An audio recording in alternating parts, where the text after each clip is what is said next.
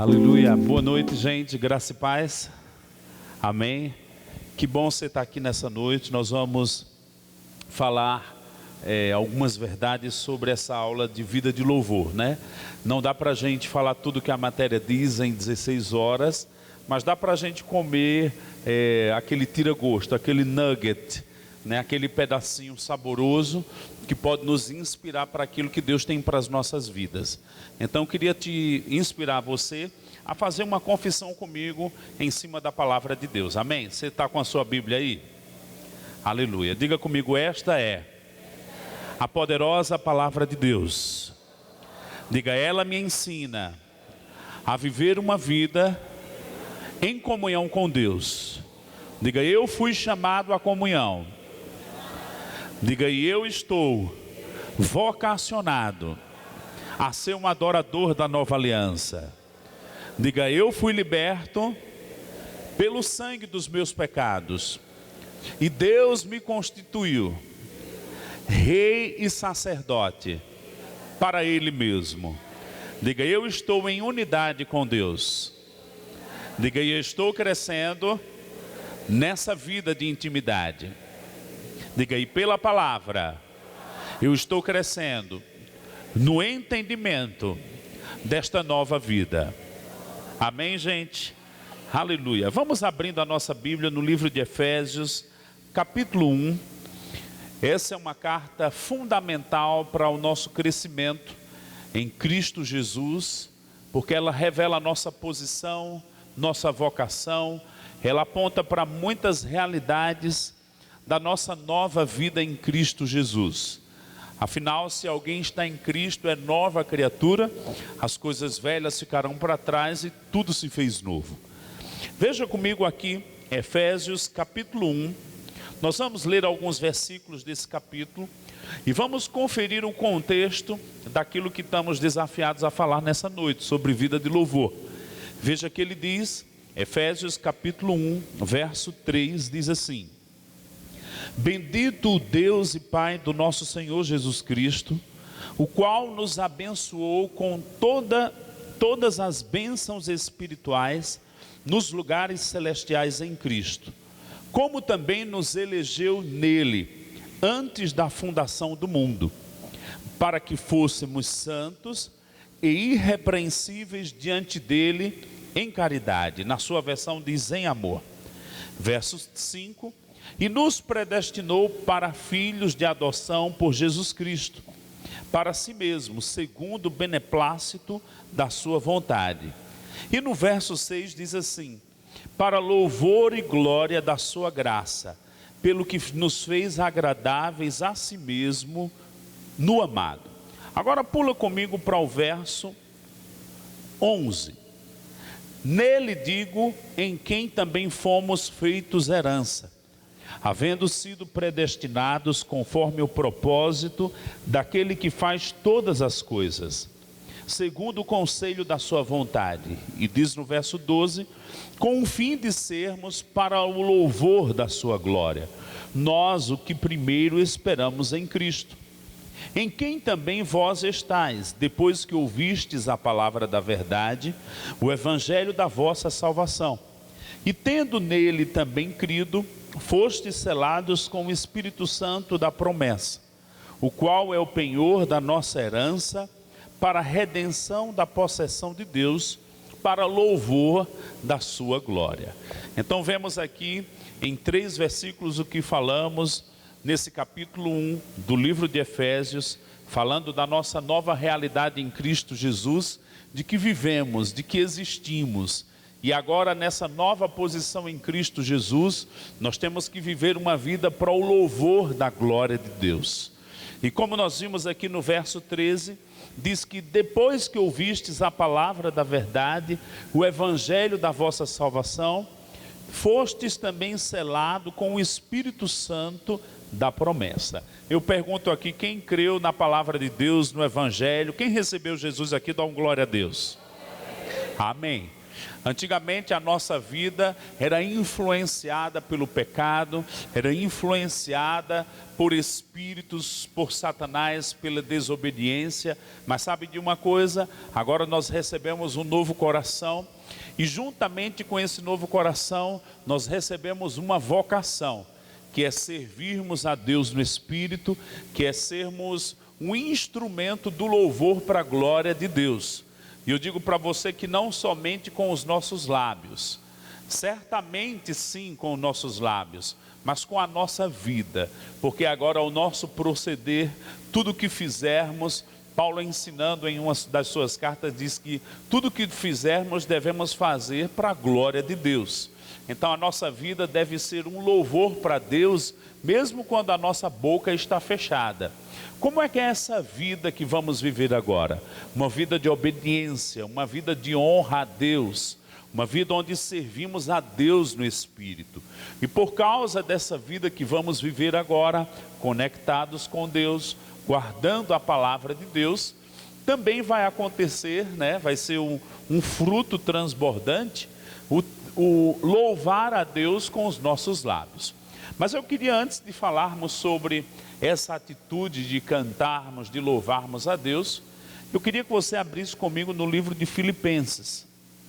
Filipenses capítulo 3 nos diz assim. Filipenses capítulo 3 nos diz assim. Paulo falando sobre a sua vida, ele diz no capítulo 3, verso também 3.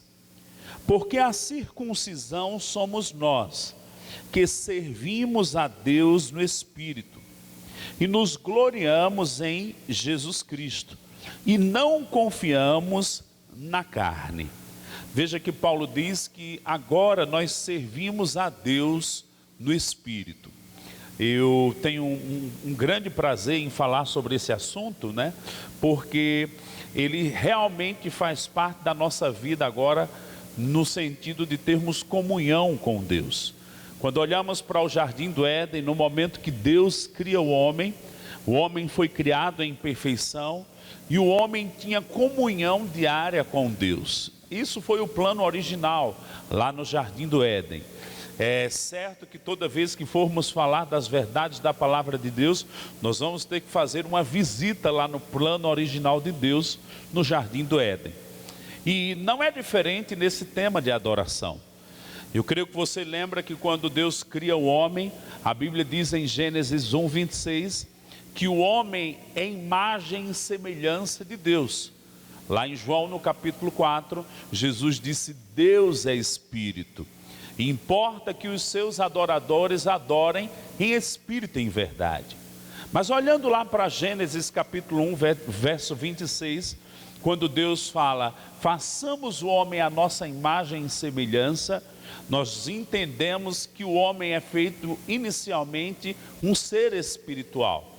No capítulo 2, a Bíblia nos relata que Deus fez do pó da terra uma casa onde o homem haveria de morar, que nós chamamos de corpo. Então a verdadeira pessoa que você é, não é o corpo. O corpo é uma casa onde você mora. Mas a verdadeira pessoa que você é um espírito que mora dentro desse corpo. Por isso que quando olhamos lá para Gênesis, antes da queda, nós vamos encontrar o próprio Adão. A Bíblia diz no capítulo 3, no verso 8 ou 9, que na viração do dia, quando o sol estava se pondo, Deus, ele vinha ao encontro de Adão, e aquele era um momento de intimidade, era um momento de comunhão, era um momento onde a criatura adora o Criador, era um momento onde o Espírito do próprio Adão ministrava ao próprio Deus, que é Espírito, e o Espírito de Deus vinha e ministrava ao próprio Adão. Então essa comunhão era a comunhão perfeita. Agora, a Bíblia diz em Gênesis também no capítulo 3, que quando houve a queda, o homem foi expulso do Jardim do Éden. E aconteceu algo que abalou não só o próprio Adão, mas toda a humanidade veio a sofrer isso. houve uma perda na qualidade da adoração. E por isso que nós vamos ver Deus construindo um caminho em todo o Velho Testamento para restaurar aquela adoração que foi perdida lá no Jardim do Éden. E por isso que quando chega em João no capítulo 13, no capítulo 4, eu quero que você abra lá comigo, Evangelho de João capítulo 4, nós vamos encontrar Jesus tendo uma conversa com uma mulher samaritana, e Jesus faz uma alusão, ele comunica que Deus estava à procura de adoradores. Veja comigo exatamente no verso 19 do capítulo 4. Senhor, disse-lhe a mulher, vejo que tu és profeta. Nossos pais adoravam neste monte. Vós, entretanto, dizeis que em Jerusalém é o lugar em que se deve adorar.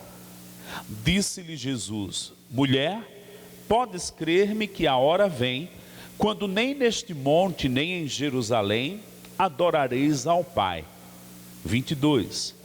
Vós adorais o que não conheceis. Nós adoramos o que conhecemos, porque a salvação vem dos judeus. E no 23, Jesus anuncia algo muito tremendo. Mas vem a hora, e já chegou, em que os verdadeiros adoradores adorarão ao Pai em espírito e em verdade, porque são estes que o Pai procura para seus adoradores. Deus é espírito, e importa que os seus adoradores o adorem em espírito e em verdade. Diga comigo, importa que os seus adoradores o adorem em espírito e em verdade. Então fizemos uma viagem lá para o Jardim do Éden e entendemos de uma forma breve que quando Adão pecou, ele perdeu aquela qualidade de adoração. Até os dias de Jesus, ninguém mais tinha adorado em espírito. Agora lemos também em Filipenses no capítulo 3, que Paulo, falando agora e escrevendo para uma igreja, diz: nós que servimos a Deus no Espírito. Ou seja, quando Jesus veio, quando Jesus morreu naquela cruz, quando Ele ressuscitou, quando Ele tornou a salvação disponível, também foi restaurada a adoração que existia lá no Jardim do Éden. Diga comigo, a adoração foi restaurada como no princípio. Amém?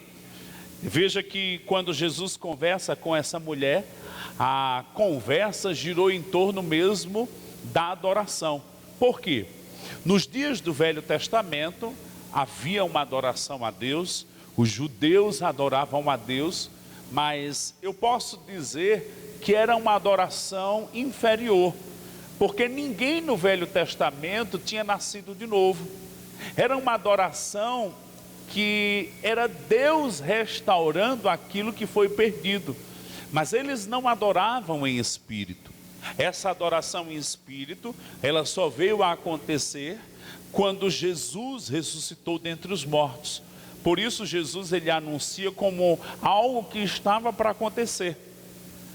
É a hora, é chegada, é o tempo, porque na vinda dele, essa mudança estava acontecendo. E Jesus comunica algo, veja que a mulher reconhece ele como profeta.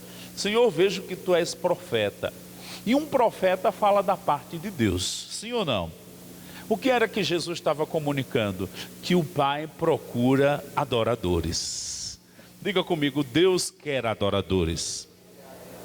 Agora, como é que adoradores podem se levantar para com Deus? A primeira condição verdadeiramente é estar em Cristo Jesus. É ter uma vida agora em Cristo Jesus. É viver como nós lemos lá no livro de Efésios, que nós somos predestinados em Cristo a andar em amor, a viver em santidade, a sermos irrepreensíveis, a ter uma vida de obediência, e essa obediência ao Evangelho, à palavra que escutamos. Sabemos que temos agora a ajuda do Espírito Santo para o nosso crescimento espiritual, E eu posso até dizer o que está lá no livro de Coríntios. Paulo, escrevendo aos Coríntios, diz que de glória em glória nós vamos sendo transformados na imagem de Cristo, transformados pelo Espírito na imagem de Cristo, e isso mediante a comunhão, mediante uma vida de adoração. Então, irmãos, nós estamos agora vivendo uma coisa muito gloriosa, que é uma vida de comunhão com Deus. A Bíblia diz que nós antes éramos separados de Deus, mas agora não, estamos reconciliados. O livro de Efésios, lá no capítulo 12, diz que pelo sangue nós somos agora aproximados. Se o pecado lá do Éden, né? O pecado de Adão trouxe separação, o sangue de Jesus restaurou a comunhão. Diga comigo, eu sou chamado a ser um adorador. Amém, gente? E é por causa dessa vida agora que estamos vivendo para com Deus, em Deus, observando a sua palavra, que vai haver um transbordar dos nossos lábios. Não é curioso que quando Jesus conversou com essa mulher, e ele falou sobre adoração, não foi falado nada sobre música. Deixa eu te dizer, eu sou apaixonado por música, por louvor, mas eu entendo que é impossível alguém ter um cântico nos seus lábios se não tiver uma vida para com Deus. Tem muita gente cantando para Deus sem viver nele. E nós devemos cantar aquilo que é vida em nossas vidas. Amém, gente? Agora vamos abrir comigo lá no livro de Hebreus. Eu creio que esse foi um dos primeiros textos na minha vida cristã que eu ouvi, e eu fiquei impressionado, e eu queria experimentar tudo que esse texto diz. Lá no livro de Hebreus, capítulo 13,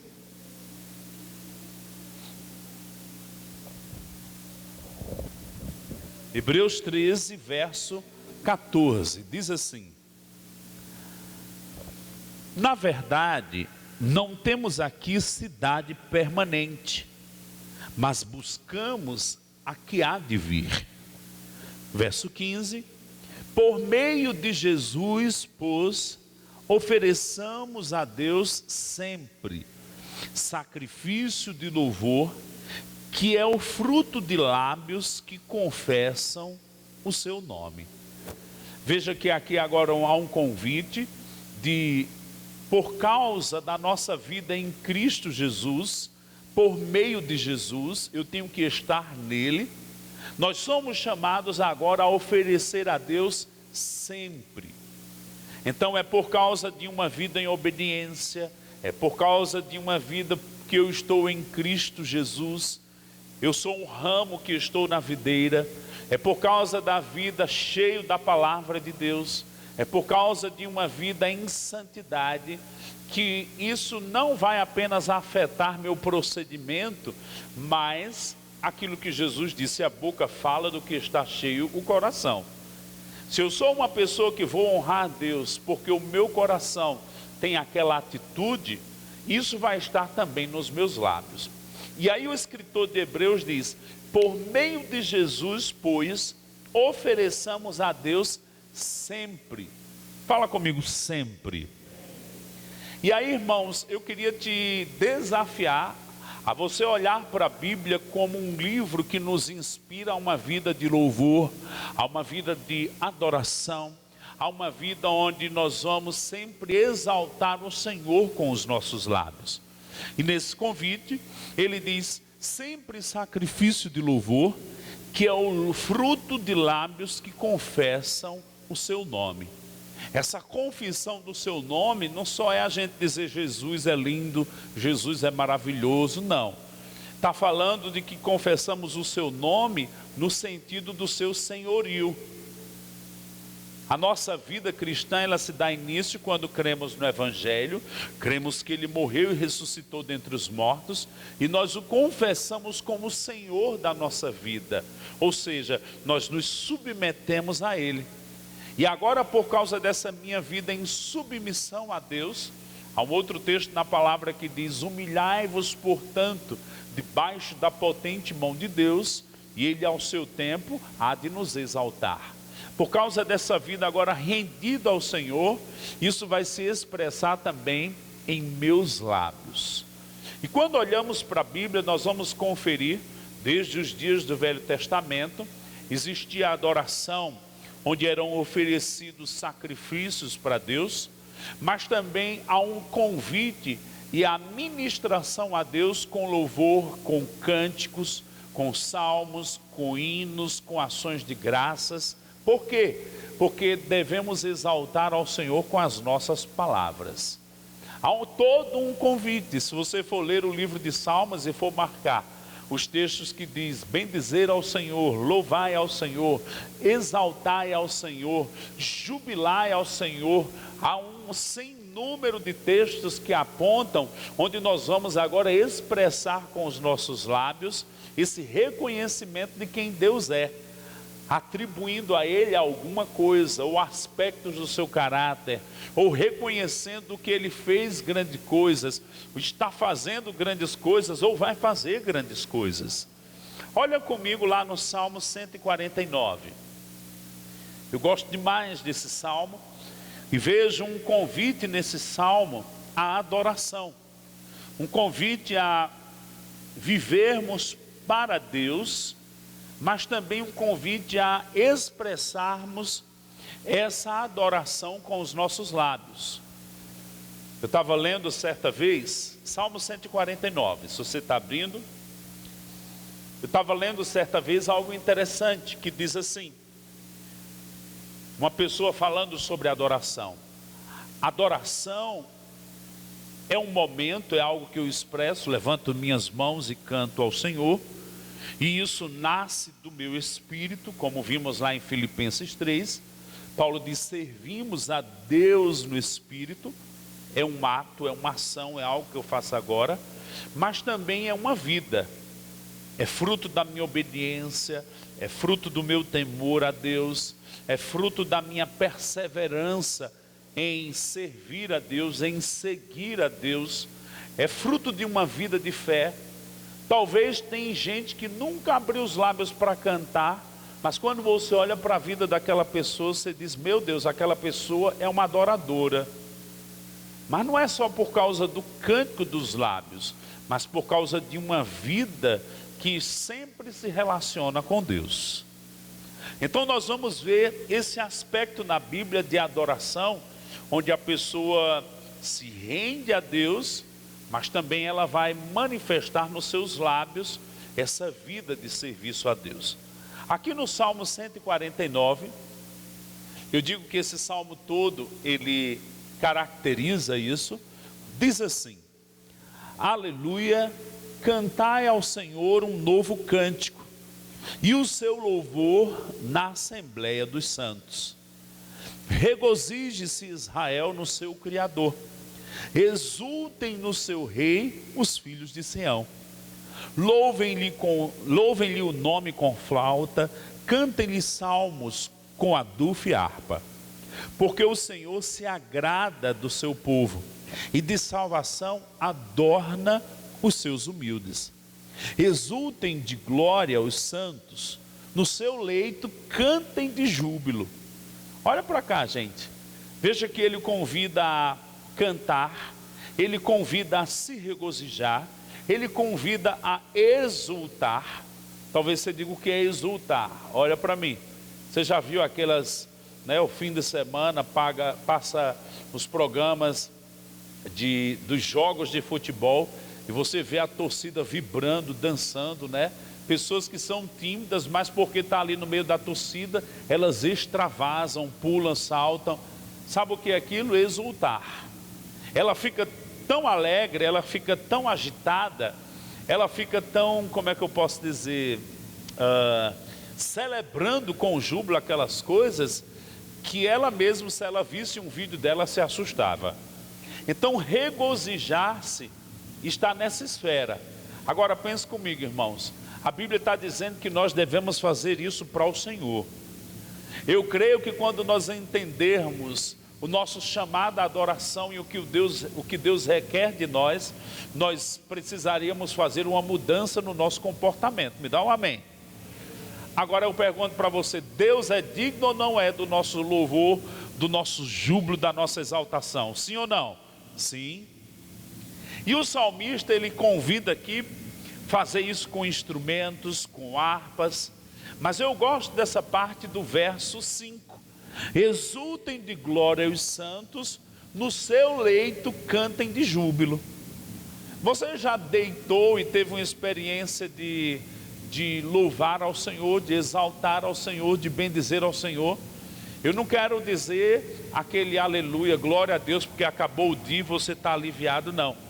Eu quero dizer no sentido de reconhecimento, porque Deus faz parte tão intensamente da sua vida, que até no momento que você está tomando banho no chuveiro, está deitado, você está reconhecendo Ele, porque Ele tem o primeiro lugar em tudo na sua vida.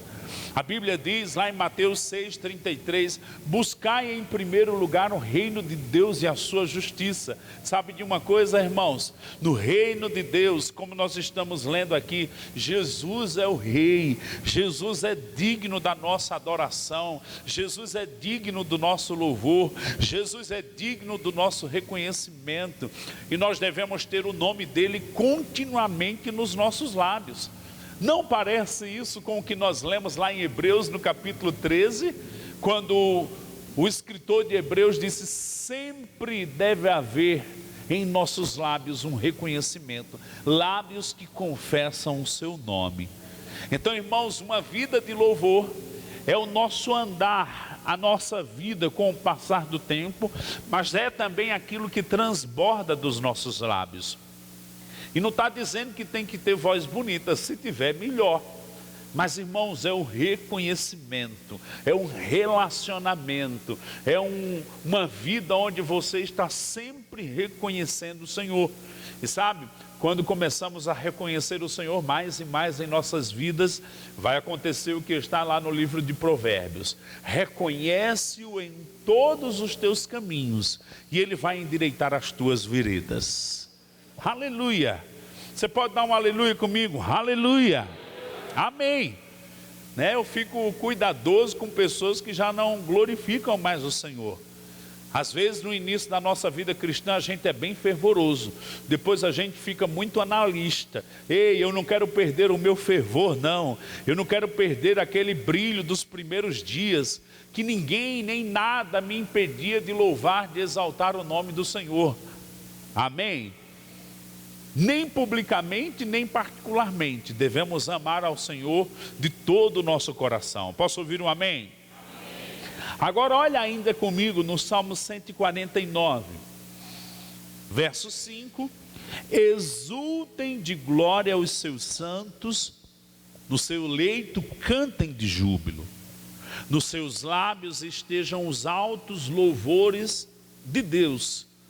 Nas suas mãos espada de dois gumes, para exercer vingança entre as nações e castigo sobre os povos, para meter os seus reis em cadeias e os seus nobres em grilhões de ferro, para executar contra eles a sentença escrita, o que será honra para todos os seus santos. Aí termina dizendo o quê? Aleluia. Sabe uma coisa que eu vejo na Bíblia, e particularmente nesses salmos? Irmãos, um adorador que tem uma vida sempre ministrando ao Senhor, ele vai experimentar a força de Deus. Nos dias do Velho Testamento, os inimigos de Israel eram físicos. Agora, nos nossos dias, na Nova Aliança, de acordo com Efésios no capítulo 6, nós temos como inimigo o diabo e os seus demônios. Mas nos dias do Velho Testamento, como nós estamos vendo aqui, e os salmos, eles foram elaborados nos dias do rei Davi, ele reconhece que ministrar a Deus fazia com que eles tivessem vitória sobre o inimigo. E sabe uma coisa que eu olho para a Bíblia, e se eu fosse você me inspiraria nisso: você nunca vai ver um adorador derrotado. Você nunca vai ver um adorador sem que não haja uma intervenção de Deus, um milagre ou coisas para reverter aquela situação. Até mesmo Daniel lá na cova dos leões saiu de lá ileso. Você não vai ver um adorador derrotado. Agora você vai ver murmuradores derrotados. E se você me perguntar o que é murmuração, eu digo que murmuração é a contramão de uma vida de adoração. Você está na estrada, não tem mão e contramão. Então você indo num caminho de adoração, você vai experimentar vitórias. Você vai experimentar a graça de Deus. Você vai experimentar o favor de Deus. Você vai experimentar o poder de Deus. Lá estavam Paulo e Silas na prisão, sangrando. Tinha todo motivo para murmurar, mas eles oraram e eles adoraram, ministraram cânticos ao Senhor. As costas doendo, as mãos presas, tinham sofrido fisicamente, tinha tudo para murmurar, mas começaram a adorar. Sabe o que aconteceu? Deus causou um terremoto naquela prisão e eles foram libertos, e não somente eles, todos os presos saíram daquela condição e foi um grande rebuliço. Sabe de uma coisa, irmãos? Você é que decide se você vai ser um murmurador e incrédulo ou vai ser uma pessoa de fé e um adorador. Mas eu te inspiro, por esse salmo, por tantos testemunhos na Bíblia, uma vida de adoração vai trazer o poder de Deus em manifestação na sua vida. Uma vida servindo ao Senhor vai manifestar a glória de Deus na sua vida. E como findamos lendo esse último versículo aqui, nós vamos ter o prazer, a honra dos santos de Deus. Eu posso acrescentar dos seus santos adoradores, vai ser dominar sobre o inimigo. Sabe de uma coisa? Um adorador, ele vai libertar outras pessoas. Ele vai colocar os demônios para correr. Lá no Salmo 18, verso 3, diz que eu louvo, eu exalto ao Senhor, eu ministro a Deus e sou liberto dos inimigos. Por quê? Porque eu estou retornando para aquela atmosfera lá do Jardim do Éden, antes da queda, quando Adão na viração de dia ministrava a Deus e Deus lhe ministrava. Talvez você diga o que era que acontecia. Eu encontro a resposta disso quando Jesus foi tentado pela primeira vez por Satanás. Satanás diz: transforma esses pães em essas pedras em pães. E Jesus respondeu para o diabo: nem só de pão vive o homem, mas de toda palavra que procede da boca de Deus. Irmãos, aquele que vive na presença de Deus, aquele que reconhece o Senhor, aquele que ministra a Deus, vai ter palavras que vai o fortificar por dentro. Você nunca vai ser uma pessoa que vai viver prostrada nas circunstâncias, mas você vai experimentar a força de Deus operando dentro de você. Diga comigo, vale a pena ser um adorador. Amém, gente?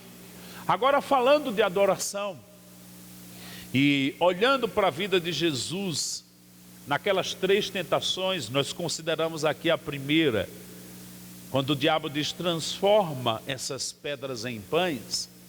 A terceira tentação também girou em torno de adoração. Lá estava Jesus no deserto, foi a última tentação. Se você quiser conferir, está lá em Mateus 4 ou Lucas também 4. Mas a última tentação de Jesus foi assim. Lá estava ele no deserto, não sei quantos dias, a Bíblia diz que ele ficou 40 dias ali jejuando. E Satanás veio e fez uma tentação para Jesus. Disse: Jesus, se você prostrado me adorar, eu vou te dar todos esses reinos. Ele estava falando dos reinos terrenos. E muita gente pensa que Satanás estava mentindo naquele momento. Mas sabe de uma coisa, irmãos? Quando Adão pecou, ele entregou a autoridade desta terra para Satanás. Verdadeiramente, Satanás estava tentando Jesus com algo. Se você me adorar, eu vou te dar todos esses reinos. E Jesus, cheio da palavra, e no Espírito Santo, debaixo da influência do Espírito Santo, respondeu para Satanás. Satanás, está escrito: ao Senhor teu Deus adorarás, e só a Ele servirás. E o diabo fugiu. E aí você diz: rapaz, Jesus foi tentado na esfera da adoração. Mas deixa eu te dizer, eu e você somos diariamente tentados para não dar o louvor, a exaltação, o reconhecimento que Deus merece. E quando não fazemos isso, nós enfraquecemos. Mas quando nós permanecemos na comunhão com o Senhor, ministrando ao Senhor, essa conexão de espírito para espírito. Sabe, às vezes o seu corpo não quer adorar, às vezes até os seus sentimentos não quer adorar, mas o seu espírito quer. Porque no dia que você nasceu de novo, aconteceu o que Paulo ensina lá em Gálatas no capítulo 4. Nós recebemos o Espírito do Filho dentro de nós. Nós recebemos o mesmo desejo que Jesus tinha de ter comunhão com o Pai. Ele foi plantado dentro de mim e de você. Deixa eu te dizer uma coisa, irmãos, o seu espírito tem um desejo de estar em comunhão contínua com Deus. O que nós precisamos fazer? Renovar nossa mente, começar a viver essa vida mais intensa para Deus, abrir os nossos lábios, como Hebreus 13 nos convida, lábios que oferecem sacrifícios de louvor ao Senhor, e ministrar a Deus com nossa vida e com os nossos lábios. Você vai ser despertado, fazendo essa escola, ou continuando o segundo ano, a viver mais intenso para Deus. A Bíblia diz lá em Romanos, no capítulo 1, que é de fé em fé. Como é de fé em fé? Cada palavra e revelação que me chega, me fortalece, me estabelece na rocha, a ponto de que eu tenho agora uma vida onde eu vou agir em cima da palavra. É de fé em fé, eu vou crescendo. Quanto mais conhecimento eu tenho de quem eu sou em Cristo Jesus, e de como operar nessa nova vida, mais eu vou experimentar das coisas celestiais, excelentes, divinas, aqui nesta vida. Eu sei que há um futuro glorioso para nós, e eu te estimulo a permanecer nisso, nessa vida cristã. Mas há muitas coisas que podemos experimentar aqui. Eu aprecio bastante um texto que diz lá em Hebreus, no capítulo 6, verso 4, que aqueles que estão em Cristo Jesus vão experimentar os poderes do mundo vindouro, antes do mundo vindouro chegar, por causa de uma vida de fé, por causa de uma vida de adoração, por causa de uma vida de andar com Deus. Irmãos, nós vamos trazer a influência dos céus para esta terra. Houve um momento que Jesus, ele mergulhou tanto na adoração. Ele chamou 3 dos seus discípulos. É chamado aquele momento Monte da Transfiguração. Lá estava ele, orando, adorando ao Senhor. E a Bíblia diz que o seu rosto resplandeceu como o sol, e as suas vestes também brilhavam, resplandeciam com muita brancura. E eu há algum tempo aprendi algo sobre adoração.